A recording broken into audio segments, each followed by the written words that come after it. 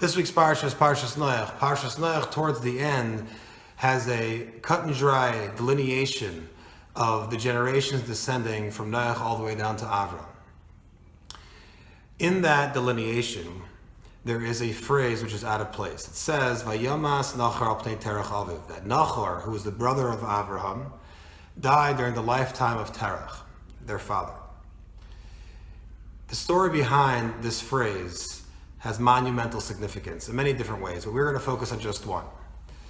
Avraham is taken before King Nimrod for violating the faith of the time. He destroyed his father's idols, and therefore King Nimrod decided that he deserved death. King Nimrod places Avraham in a fiery furnace in Ur-Kasdim, in a place called Ur-Kasdim, and Avram miraculously exits that furnace unscathed. An outright miracle, of course. At that point, King Nimrod decided to ask Avram's brother Nachor whether he too believed that there was only one God and idols were false. Nachor told King Nimrod that he was also of the same belief, that he also believed there was one God and all of the idols were false. Upon hearing that, King Nimrod decides that he also will have to be put in the furnace, but unfortunately, Nachor did not deserve the miracle that Avram received, and he perished in the furnace. And that was the first instance, really, in the Torah of Kiddush Hashem, of what we call Kiddush Hashem, which means a person has to give up his life if the option to live is only given on condition that he renounces faith. Sanctification of God's name, as some people put it. Giving up your life for your faith, for your Jewish faith. Now, of course, it's important to note that a person should not proclaim his Jewish faith in a place voluntarily where he knows that the repercussions will be his possible death. Only if a person is put involuntarily in a situation beyond his control, then of course a person has to give up his life for his faith and not renounce his faith. But if it's a person should not put himself in a position where he's going to have to make that terrible choice. Now, Rabbi Akiva, who's one of the 10 martyrs, of course gave up his life for the sanctification of God's name, for Kiddush Hashem, says right before that to his students, right before he gave up his life, he says to his students that my entire life I was pained that when I read the verse that is the source for the sanctification of God's name, V'ahavtas Hashem b'chol nafshecha, you should love Hashem with your entire life, meaning his love, the love for Hashem should take precedence over one's own life. I was pained at that point when I said it. Now, what does he mean by that?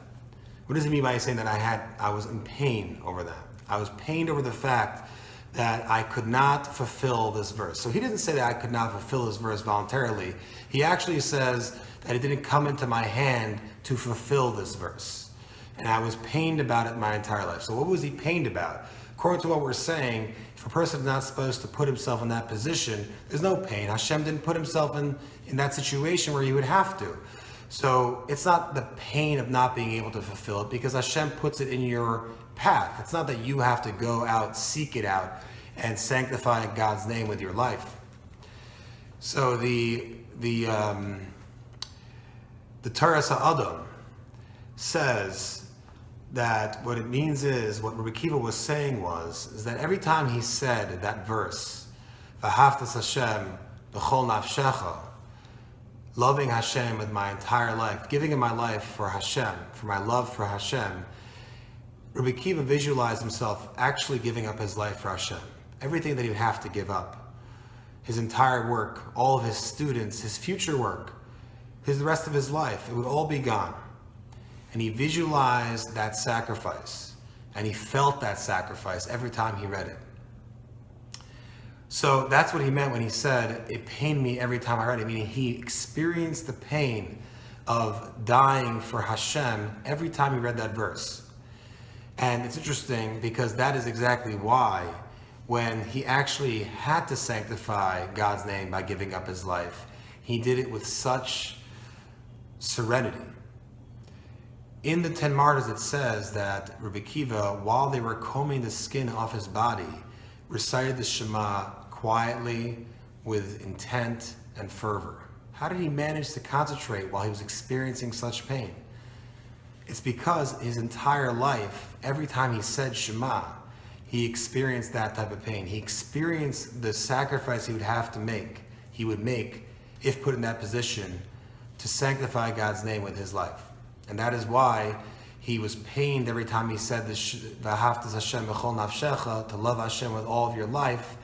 And why, in the end, when he actually did, he did it so calmly, because he was preparing himself in his entire life. Now, just a short question. We said that the source for this entire story with Avraham, where he came to the belief in Hashem, where he was put before King Nimrod, where he was miraculously saved from the furnace, where Nachor, his brother, had to sanctify God's name by putting himself in the furnace, and so on, it's not recorded in the Torah, and it seems like such a significant story. All it says in the Torah is a small little hint to this seeming epic story. Now, why would the Torah decide that this story did not deserve to be in the Torah explicitly? Have a great Shabbos.